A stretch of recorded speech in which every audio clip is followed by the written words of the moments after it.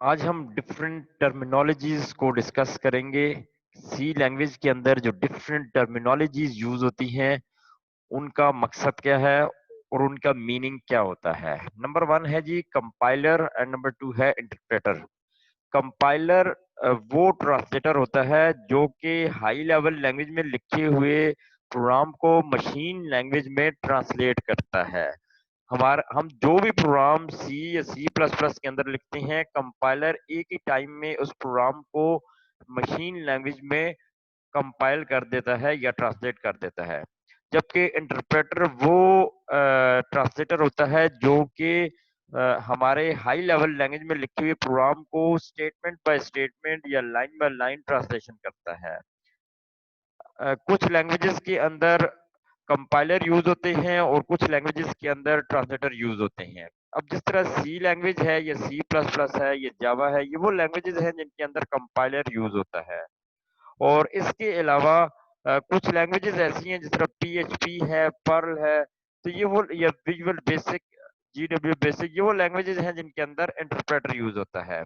अब इन में जो डिफरेंस है उनको हम समझते हैं। कंपाइलर क्या करता है, पूरे प्रोग्राम को एक ही दफा मशीन लैंग्वेज में ट्रांसलेट कर देता है। जबकि इंटरप्रेटर जो है ये स्टेटमेंट बाय स्टेटमेंट ट्रांसलेशन करता है। एक टाइम पे एक स्टेटमेंट को मशीन लैंग्वेज में ट्रांसलेट करता है, फिर नेक्स्ट को, फिर नेक्स्ट को, इस तरह ये स्टेटमेंट बाय स्टेटमेंट ट्रांसलेशन करता है। जबकि कंपाइलर पूरे प्रोग्राम को मशीन लैंग्वेज में एक ही दफा ट्रांसलेट करता है।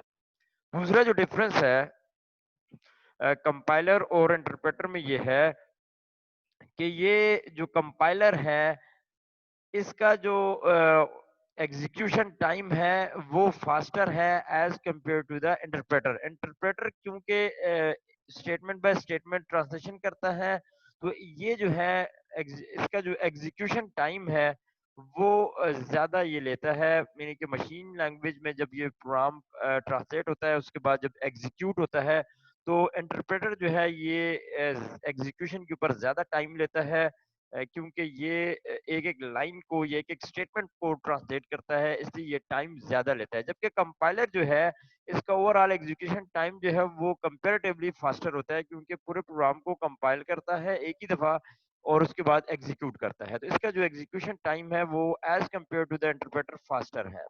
उसके बाद जो थर्ड इनमें जो डिफरेंस है वो ये है कि जब हम प्रोग्राम को हाई लेवल लैंग्वेज जहाँ पे कंपाइलर यूज होता है, जब उनको हम मशीन लैंग्वेज में ट्रांसलेट करते हैं, तो यहाँ पे कंपाइलर जो है वो ऑब्जेक्ट कोड क्रिएट करता है।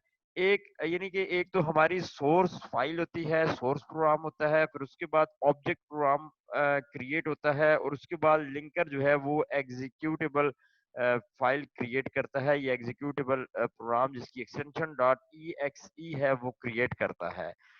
जबकि हमारा जो इंटरप्रेटर होता है, जो लैंग्वेजेस के अंदर इंटरप्रेटर यूज होते हैं, वो ऑब्जेक्ट कोड क्रिएट नहीं करते। इसलिए यहाँ पे मेमोरी जो है वो ज्यादा वेस्ट होती है। यहाँ पे मेमोरी की यूटिलाइजेशन कम है। मेमोरी जो है अच्छे तरीके से यूटिलाइज होती है, एफिशिएंट तरीके से यूज होती है जिस लैंग्वेजेस के अंदर इंटरप्रेटर यूज होते हैं।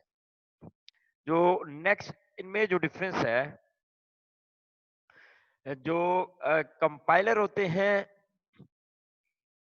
वो पूरे प्रोग्राम को एक ही दफा मशीन लैंग्वेज में ट्रांसलेट करते हैं और उसके बाद जिस लाइन में या जिस स्टेटमेंट के ऊपर एरर होता है वहां पे आखिर में एक समरी दी जाती है कि यहाँ पे एरर्स हैं। इन एक ही दफा प्रोग्राम कंपाइल होता है कंपाइलर के अंदर और एक ही दफा जो है वो मैसेजेस आते हैं कि कहाँ कहाँ पे एरर्स हैं। जबकि जो हमारा इंटरप्रेटर होता है वो जहाँ पे एरर आता है वहीं पे स्टॉप कर देता है। पहले हमें उस एरर को डीबग करना पड़ता है और उसके बाद अ, हमें जो है नेक्स्ट स्टेटमेंट लिखते हैं। जबकि क्योंकि कंपाइलर जो है वो हम एक ही दफा कंपाइल करते हैं, तो एक ही दफा हमें एरर्स के बारे में समरी आती है, तो उसमें एरर्स डिबगिंग थोड़ा सा मुश्किल हो जाता है as compared to the interpreter. क्योंकि इंटरप्रेटर जब हम जिस लैंग्वेजेस के अंदर इंटरप्रेटर यूज होते हैं वहां पे जब एरर्स आता है तो हम उस लाइन में एरर्स को वहां पे पहले ही हमें मैसेज आ जाता है, इसलिए हम उन एरर्स को पहले डीबग करते हैं, उन एरर्स को रिमूव करते हैं, उसके बाद जो है नेक्स्ट स्टेटमेंट की तरफ जाते हैं। तो एरर्स का मैसेज हमें साथ ही आ जाता है, यहाँ पे आखिर में आता है, प्रोग्राम लिखने के बाद में आता है। नेक्स्ट जो डिफरेंस है, सी प्लस प्लस और जावा, ये वो लैंग्वेजेस हैं जिनके अंदर कंपाइलर यूज होता है, जबकि पाइथन है या GW बेसिक है या विजुअल बेसिक है या PHP है, ये वो लैंग्वेजेस हैं जिनके अंदर इंटरप्रेटर यूज होता है। तो ये था हमारा topic about the difference between compiler and interpreter. हमारा नेक्स्ट जो टॉपिक है वो है about header file. What is header file? Header file ये वो फाइल्स होती हैं जो कि हमारे प्रोग्राम के अंदर हमारे प्रोग्राम का कंपलसरी पार्ट होता है, क्योंकि हमारे जो हेडर फाइल्स होती हैं ये स्टैंडर्ड लाइब्रेरी, जो हमारे फंक्शंस होते हैं, जो हमारे डिफरेंट सी लैंग्वेज या C++ के अंदर जो डिफरेंट फंक्शंस हैं, जो डिफरेंट फंक्शनैलिटीज प्रोवाइड करते हैं, अभी हम उनको डिस्कस भी करते हैं, उनके लिए हमारे पास हेडर फाइल्स का होना जरूरी है, यानी हमारे डिफरेंट जो टास्क परफॉर्म करती है, जो हमारी डिफरेंट इंस्ट्रक्शंस होती हैं, उनके लिए उनकी जो कंसर्न हेडर फाइल है उसको प्रोग्राम के अंदर लाजमी शामिल किया जाता है, उसको प्रोग्राम के अंदर लाजमी लिखा जाता है। अगर हम भूल जाएंगे हेडर फाइल को प्रोग्राम के अंदर शामिल करने भूल जाएं, तो उसमें फिर प्रॉब्लम ये आएगा कि हमारे जो डिफरेंट फंक्शंस हैं, जो डिफरेंट टास्क परफॉर्म करने के लिए हम लिखते हैं, वो काम नहीं करते। लेट्स सपोज हमारे पास different type of header files हैं, उनमें आप देखें stdio.h एक हेडर फाइल है, इसके अलावा math.h हेडर फाइल है। तो डिफरेंट हेडर फाइल्स हैं। अब ये हेडर फाइल्स क्यों लगाई जाती हैं? हर हेडर फाइल का अपना एक मकसद है। लेट्स सपोज मैं लिखता हूँ जी stdio.h, यानी standard input output header file. अब ये जो हेडर फाइल है इसका मकसद क्या है? अगर ये हेडर फाइल मैं नहीं लगाता तो मेरे पास जो अगर कोई भी मैसेज मैं मॉनिटर के ऊपर डिस्प्ले करना चाहता हूँ, जिसके लिए स्टेटमेंट होती है प्रिंट एफ, जिसके लिए फंक्शन यूज होता है प्रिंट एफ, तो प्रिंट एफ तभी काम करेगा जब जब ये हेडर फाइल प्रोग्राम के अंदर होगी। इसको हम प्रैक्टिकली भी देख लेते हैं। अगर ये हेडर फाइल मैं नहीं लगाऊंगा तो प्रिंट एफ काम नहीं करेगा। ये वो फंक्शन है जिसको हम आगे जाके सीखेंगे, जो कि प्रोग्राम के अंदर अगर हमने कोई चीज डिस्प्ले करवानी है तो उसके लिए ये प्रिंट एफ लाजमी फंक्शन है। उसके अलावा स्कैन एफ है जो इनपुट लेने के लिए है। तो ये जो इनपुट फंक्शन है ये आउटपुट फंक्शन है। जो इनपुट के लिए जो कमांड हम यूज करते हैं स्कैन एफ, और आउटपुट के लिए यूज करते हैं प्रिंट एफ। इनकी एक्सप्लेनेशन इंशाल्लाह नेक्स्ट वीडियोस में आएंगी, आने वाली वीडियोस में आएंगी। इनकी एक्सप्लेनेशन इस हेडर फाइल के अंदर पड़ी होती है। कंपाइलर को इनके साथ क्या ट्रीट करना है उसको पता इन हेडर फाइल से चलता है। ये stdio.h जो हेडर फाइल है, अगर हम ये हेडर फाइल नहीं लगाएंगे तो प्रिंट एफ और स्कैन एफ मेरा इनपुट और आउटपुट फंक्शन काम नहीं करता। अब इस तरह एक हेडर फाइल है math.h, एक हेडर फाइल है math.h। अब मैथ से रिलेटेड इस तरह साइन निकालना है मैंने किसी भी डिजिट का, या कॉज निकालना है, तो ये मैं तभी फाइंड आउट कर सकता हूँ, साइन तभी मेरे लिए फाइंड आउट हो सकता है, कंपाइलर तभी मेरे लिए साइन निकाल के देगा जब ये मैं हेडर फाइल लगाऊंगा। अगर मैं हेडर फाइल भूल जाता हूँ तो साइन और कॉज जो है ये काम नहीं करते। अब नेक्स्ट इसमें जो बात आती है कि ये जो हमने इनमें ये जो लगाया हुआ है, इसमें देखें इंक्लूड stdio, ये stdio हेडर फाइल जो है ये डबल कोट्स के अंदर या इन एंगल ब्रैकेट्स, इसको कहती है ओपनिंग एंगल ब्रैकेट, इसको कहते हैं क्लोजिंग एंगल ब्रैकेट। ये एंगल ब्रैकेट में क्यों है? हम हेडर फाइल को हमेशा या तो डबल कोट्स में लिखेंगे या उसको एंगल ब्रैकेट के अंदर लिखेंगे। अगर हम इस तरह, क्योंकि इसका सिंटैक्स है, इसको प्रोग्राम में इस तरह ही शामिल किया जाता है, अगर हम ये एंगल ब्रैकेट से डबल कोट्स नहीं लगाएंगे तो ये हेडर फाइल प्रोग्राम के अंदर शामिल नहीं होगी, और शामिल नहीं होगी तो फिर क्या होगा, प्रॉब्लम क्या आएगा, हमारे प्रिंट एफ और स्कैन एफ उससे जो कंसर्न जो स्टेटमेंट है वो काम नहीं करेंगी। अभी हम इनको प्रैक्टिकली भी देख लेते हैं। ये हैश क्या है, इंक्लूड क्या है, ये इंशाल्लाह कल का टॉपिक है, इंशाल्लाह हम नेक्स्ट वीडियो में इसको डिस्कस करेंगे। तो हेडर फाइल्स को भी डिस्कस किया, अभी इसका हम प्रैक्टिकल देखते हैं। हेडर फाइल्स वो फाइल्स होती हैं जो कि हमारे कुछ जो फंक्शंस होती हैं या स्टेटमेंट्स समझ लें, वो ऐसी होती हैं जो कि हेडर फाइल के बगैर काम नहीं करती। उनका कंसर्न जो हेडर फाइल है वो प्रोग्राम के अंदर लाजमी लगाई जाती हैं। अगर हम नहीं लिखेंगे तो हमारे जो स्टेटमेंट्स हैं या वो फंक्शन है वो काम नहीं करते। फंक्शंस डिफरेंट टास्क परफॉर्म करने के लिए होते हैं। अब हमने कुछ हेडर फाइल्स को डिस्कस भी किया है, अभी हम इनका प्रैक्टिकल देखते हैं। जी स्टूडेंट, हमारे पास ये देखें एक प्रोग्राम है। ये शुरू में हैश इंक्लूड, इसको अभी आप छोड़ दें, ये इंशाल्लाह नेक्स्ट हमारा टॉपिक है। आगे देखें यहाँ पे ये जो एंगल ब्रैकेट इसको कहा जाता है। Angle brackets are used for header file. ये हेडर फाइल को, ये एक हेडर फाइल है stdio.h। हेडर फाइल की जो एक्सटेंशन होती है वो .h होती है। हर फाइल की कोई ना कोई एक्सटेंशन होती है। हेडर फाइल की जो एक्सटेंशन है वो .h होती है। यानी कि अब हमने इस हेडर फाइल को प्रोग्राम में शामिल कर दिया। ये शामिल करने का मेथड है जिस टेक्निक को हम इंशाल्लाह बाद में समझेंगे। उसके बाद मेन फंक्शन क्या है इसको भी बाद में देखेंगे। उसके बाद ब्रैकेट है, उसके बाद प्रिंट है, और हमने एक मैसेज लिखा हुआ है। ठीक है जी। अब हम देखें प्रोग्राम को कंपाइल करते हैं। ये प्रोग्राम की कंपाइलेशन हो गई। उसके बाद दोबारा यहाँ पे जाएंगे और प्रोग्राम को रन करेंगे। रन करेंगे तो हमें आउटपुट नजर आएगा। ये देखें, आप देख सकते हैं, hello welcome in C language, हमें एक आउटपुट नजर आ रहा है जो हमने यहाँ पे लिखा था। ये आउटपुट नजर आ रहा है इस फंक्शन की वजह से, इस प्रिंट एफ की वजह से। और इस प्रिंट एफ के बारे में हमने पढ़ा कि इसकी जो एक्सप्लेनेशन है वो इस हेडर फाइल में है stdio.h में। अगर हम ये stdio.h नहीं लगाएंगे तो प्रिंट एफ काम नहीं करेगा। अभी हम देखते हैं, हम इस लाइन को हटा देते हैं। जब हम हटाते हैं तो अब प्रोग्राम को कंपाइल करें। देखें, हम जो ही प्रोग्राम को कंपाइल करेंगे तो यहाँ पे एक मैसेज आ रहा है कि ये चीज जो है, यहाँ पे आपको एरर मैसेज है, एरर है जी, printf was not declared in this scope. कि प्रिंट एफ जो है वो उसकी कंपाइलर को नहीं पता चल रहा कि प्रिंट एफ क्या चीज है। आपको पहले बताया गया है कि हर हेडर फाइल का एक मकसद होता है। प्रोग्राम में सबसे पहले हेडर फाइल शामिल की जाती हैं और शामिल करने का भी एक तरीकेकार है, एक टेक्निक है। उस टेक्निक को हम इंशाल्लाह आने वाली वीडियोस में समझेंगे। आज हमारा टॉपिक जो है वो हेडर फाइल के बारे में है। हेडर फाइल्स क्या होती हैं? हेडर फाइल वो स्टैंडर्ड लाइब्रेरी फाइल्स होती हैं जो कि प्रोग्राम के अंदर हमारे डिफरेंट फंक्शन है उनको परफॉर्म करने के लिए लाजमी होती है। हमारे डिफरेंट फंक्शन की जो एक्सप्लेनेशन है वो हेडर, डिफरेंट हेडर फाइल्स में होती है, उनकी कंसर्न हेडर फाइल्स हैं। जिस तरह प्रिंट एफ की जो एक्सप्लेनेशन है वो यहाँ पे पड़ी हुई है इस हेडर फाइल में। कंपाइलर को प्रिंट एफ के साथ किस तरह डील करना है, इसको किस तरह ट्रीट करना है, इसके ऊपर किस तरह रिएक्ट करना है, उसको पता इस हेडर फाइल से चलता है। अगर ये हेडर फाइल हम हटाएंगे तो हमारे प्रोग्राम कंपाइल नहीं होगा। कंपाइलर एरर मैसेजेस जनरेट करेगा, उसे नहीं पता चल रहा कि ये क्या काम करेगी, ये प्रिंट एफ क्या है, उसको नहीं पता। उसको पता जो है उस हेडर फाइल से चलता है। तो ये था आज का हमारा काम। अब हमने एक और हेडर फाइल समझी थी, वो थी अबाउट, ये देखें,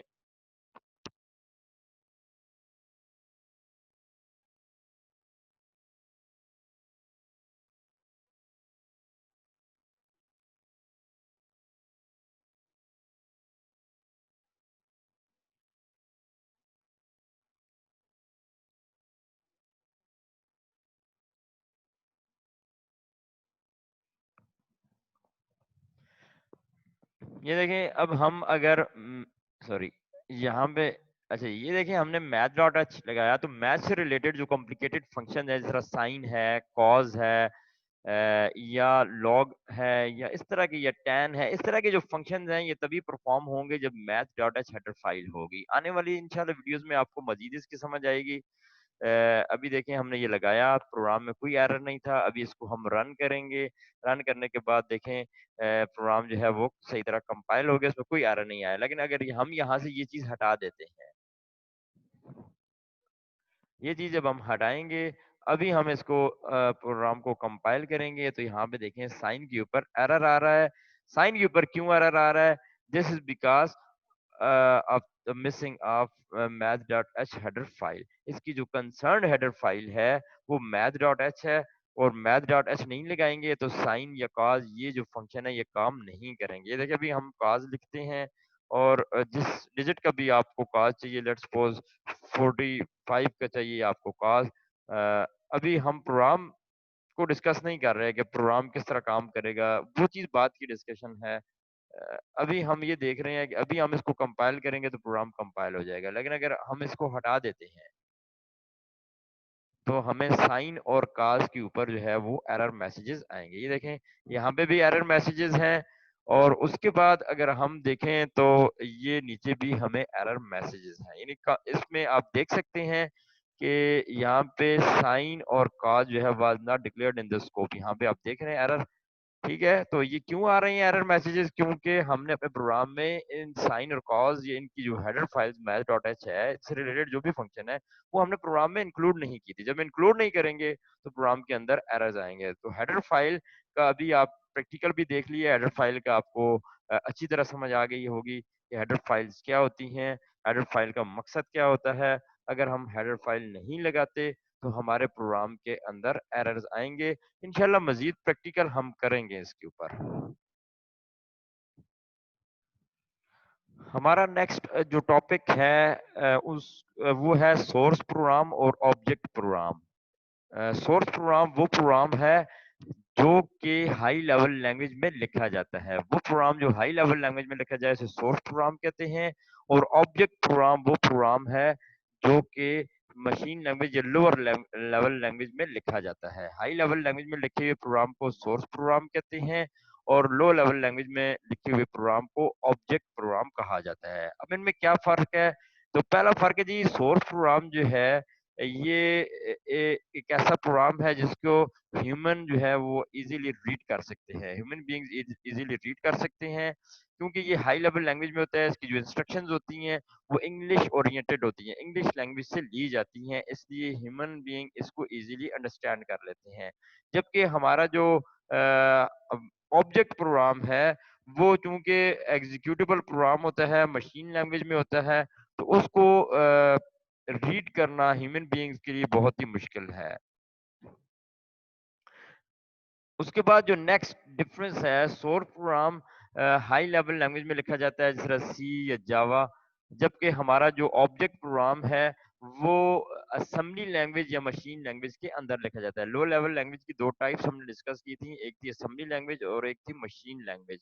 तो जो मशीन लैंग्वेज में लिखा जाए या असेंबली लैंग्वेज में जो प्रोग्राम लिखा जाता है उसको ऑब्जेक्ट प्रोग्राम कहते हैं। तो ऑब्जेक्ट प्रोग्राम जो है वो असेंबली लैंग्वेज में लिखा जाता है या मशीन लैंग्वेज में, जिनको लो लेवल लैंग्वेज कहते हैं, उनमें लिखा जाता है। उसके बाद नेक्स्ट जो डिफरेंस है, सोर्स प्रोग्राम जो है वो ह्यूमन बीइंग्स के लिए इजीली रीडेबल है। इजीली रीडेबल इसलिए है क्योंकि लिखी इसकी इंस्ट्रक्शन ही जो है वो सिंपल, जिस तरह इंग्लिश है उससे ओरिएंटेड होते हैं, जिस तरह इफ है, एल्स है, ये इस तरह की इंस्ट्रक्शंस होती हैं जिनको आप इंशाल्लाह यूज भी करेंगे। फॉर है, डू है, सॉरी डू है, प्रिंट है, इनपुट है, ये वो इंस्ट्रक्शंस हैं जिनको ह्यूमन बीइंग्स इजीली रीड कर सकते हैं, जिनको समझ सकते हैं। जबकि ऑब्जेक्ट प्रोग्राम जो है, क्योंकि उसके कोड जो है वो इजीली रीडेबल नहीं होते, बिकॉज क्योंकि वो जो कोड हैं वो इंग्लिश ओरिएंटेड नहीं होते। इंग्लिश ओरिएंटेड ना होने की वजह से बहुत मुश्किल है, क्योंकि मशीन लैंग्वेज में होते हैं, 01 में होती हैं या असेंबली लैंग्वेज में होते हैं, उनको रीड करना बहुत ही मुश्किल होता है। तो ये डिफरेंस था between source program and object program. जी स्टूडेंट, हमारा जो नेक्स्ट टॉपिक है वो है रिजर्व वर्ड के बारे में। रिजर्व वर्ड किसे कहते हैं? बहुत ही इम्पोर्टेंट टर्म है रिजर्व वर्ड। आज हम टर्मिनोलॉजीज को डिस्कस कर रहे हैं। Different terminologies are used in programming language C और C plus plus. Reserve words वो वर्ड्स होते हैं जो कि स्पेशल पर्पस के लिए यूज होते हैं, जो प्री डिफाइंड होते हैं किसी भी लैंग्वेज के अंदर, चाहे वो सी है, सी प्लस प्लस है, जावा है, ये जो भी लैंग्वेजेस यूज होती हैं, कोबोल है, वो वर्ड्स जिनके प्री डिफाइंड मीनिंग होते हैं, जो स्पेशल पर्पस के लिए यूज होते हैं, उनका उनको रिजर्व वर्ड कहा जाता है। वो वर्ड्स जो किसी भी लैंग्वेज के अंदर प्री डिफाइंड मीनिंग्स के होते हैं और उनका एक स्पेशल पर्पस होता है और उनको उसी पर्पस के लिए यूज किया जाता है।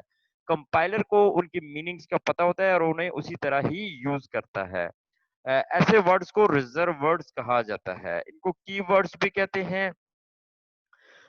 हर रिजर्व वर्ड का एक मीनिंग है और इस मीनिंग को यूजर चेंज नहीं कर सकता। यूजर अपने किसी भी पर्पस के लिए इसको यूज नहीं कर सकता। लेट्स सपोज किसी भी जो रिजर्व वर्ड है उसको वेरिएबल के तौर पर यूज करना चाहता है तो उसको वेरिएबल के तौर पर यूज नहीं कर सकता। अब हम डिफरेंट रिजर्व वर्ड्स को देखते हैं which are used in C language.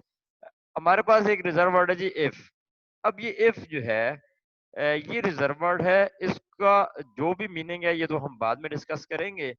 लेकिन अगर हम इसको एज अ वेरिएबल नेम लेते हैं इफ इज इक्वल टू 20, तो ये हम इसके अंदर वैल्यू स्टोर नहीं कर सकते।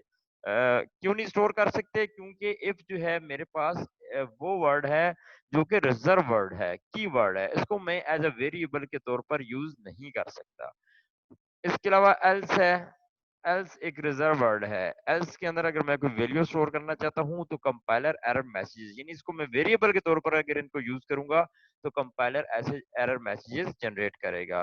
क्यों? क्योंकि ये रिजर्व वर्ड है। रिजर्व वर्ड का जो मीनिंग है, अब फॉर है, इफ है, एल्स है, ये वो वर्ड्स हैं जो रिजर्व वर्ड है। इसके अलावा डिफरेंट रिजर्व वर्ड हैं जो आपकी बुक में भी लिखे हुए हैं, जिनको हम टाइम टू टाइम प्रोग्राम जब बनाएंगे उनको यूज करेंगे, उनका मकसद आपको समझ आएगी। तो अब इनको कंपाइलर को मीनिंग्स पता है, कंपाइलर उसी मकसद के लिए इनको यूज करेगा। अगर हम इसको अपने किसी मकसद के लिए यूज करेंगे तो कंपाइलर जो है वो एरर मैसेज जनरेट करेगा। अब लेट्स सपोज इंट है। इंट एक रिजर्व वर्ड है, यहाँ पे लिखा हुआ है इंट रिजर्व वर्ड है जिसका मकसद जो है वेरिएबल की डिक्लेरेशन होती है, जिसको हम इंशाल्लाह फिर समझेंगे। अब इसको वेरिएबल के लिए यूज किया जाता है। वेरिएबल को डिक्लेयर करने के लिए, वेरिएबल को डिक्लेयर करने के लिए जब हम इसको यूज करते हैं एंड, तो वो तो ठीक है। लेकिन अगर हम इसको अपने किसी मकसद के लिए यूज करेंगे, इससे हट के किसी मकसद के लिए यूज करेंगे, तो compiler will generate an error messages. तो ये था जी रिजर्व वर्ड। वो वर्ड जो किसी भी लैंग्वेज के अंदर प्री डिफाइंड मीनिंग्स के होते हैं, जिनका मीनिंग जो है वो डिफाइन कर दिया जाता है और कंपाइलर उन्हें उसी मकसद के लिए यूज करता है। ऐसे वर्ड्स को रिजर्व वर्ड्स कहा जाता है। इसकी example if, else, for, do, etcetera etcetera, ये these words are called reserve word. ये सारे रिजर्व वर्ड्स हैं। तो ये था हमारा आज का टॉपिक, जिसमें हमने डिफरेंट टर्मिनोलॉजीज को डिस्कस किया। जो क्वेश्चन हम इसमें वो क्वेश्चन भी हैं जो हम पहले से डिस्कस कर चुके हैं, उनको भी हमने देखा, डिटेल से डिस्कस किया। इस लेक्चर को अब आपने अच्छी तरह सुनना है और इसमें फिर मैं क्वेश्चन भी पूछूंगा। जी स्टूडेंट्स, अब क्वेश्चन आंसर सेशन शुरू होता है। 5 क्वेश्चन है। पहला क्वेश्चन ये है, इंट्रोड्यूस योर सेल्फ। सबसे पहले आपने अपने आप को इंट्रोड्यूस करना है। उसके बाद नेक्स्ट क्वेश्चन है, अगर मैंने साइन या कॉज या टैन फाइंड आउट करना है, अपने प्रोग्राम में ये स्टेटमेंट लिखनी है, ये इंस्ट्रक्शन या ये कोड लिखने हैं, तो उसके लिए मुझे कौन सी हेडर फाइल यूज करनी पड़ेगी? क्वेश्चन समझ गए हैं? क्वेश्चन ये है, which header file is used for sine, cos and tan etcetera. अगर मैंने ये फंक्शन या ये निकालना फाइंड आउट करना है साइन, कॉज या टैन, तो मुझे कौन सी हेडर फाइल यूज करनी पड़ेगी? क्वेश्चन नंबर 3 है जी। क्वेश्चन नंबर 3 ये है कि मुझे हेडर फाइल को प्रोग्राम में शामिल करने के लिए क्या चीज, कौन सी ब्रैकेट यूज करनी पड़ती है? उस ब्रैकेट का नाम जो ओपनिंग भी है और क्लोजिंग भी है, दो चीजों से हेडर फाइल को प्रोग्राम में शामिल किया जाता है। उन दो के बारे में मुझे बताना है। वो कौन से दो मेथड हैं, दो टेक्निक्स हैं, उनका मुझे बताना है। ये थर्ड है, विच टेक्निक और method is used to include the header file into our source program. यानी एंगल ब्रैकेट्स हैं तो उनका जो ब्रैकेट्स हैं तो उनका क्या नाम है, ये जो भी है। तो ये आपने, ये थर्ड क्वेश्चन था। क्वेश्चन नंबर 4 ये है, कीवर्ड्स का दूसरा नाम क्या है और कीवर्ड्स किसे कहते हैं? कीवर्ड्स का दूसरा नाम क्या है और कीवर्ड्स को डिफाइन करें, कीवर्ड्स होते क्या हैं? ये नेक्स्ट क्वेश्चन हो गया। जी, मेरा नेक्स्ट और लास्ट क्वेश्चन ये है, सोर्स प्रोग्राम और ऑब्जेक्ट प्रोग्राम किसे कहते हैं? सोर्स प्रोग्राम और ऑब्जेक्ट प्रोग्राम किसे कहते हैं? ये मेरा लास्ट क्वेश्चन है। इन क्वेश्चंस को अब आपने रिप्लाई करना है वॉइस मैसेजेस के थ्रू मेरे व्हाट्सएप नंबर के ऊपर 0308 9030 722 0308 9030 722 के ऊपर मुझे इन मैसेजेस को मेरे इन जो क्वेश्चन पूछे गए हैं, जो वाइवा है, उसको आपने कल अपने टाइम के ऊपर आपने आंसर सबमिट करने हैं। लेक्चर को गौर से सुनना है, आपको आंसर मिल जाएंगे। Thank you.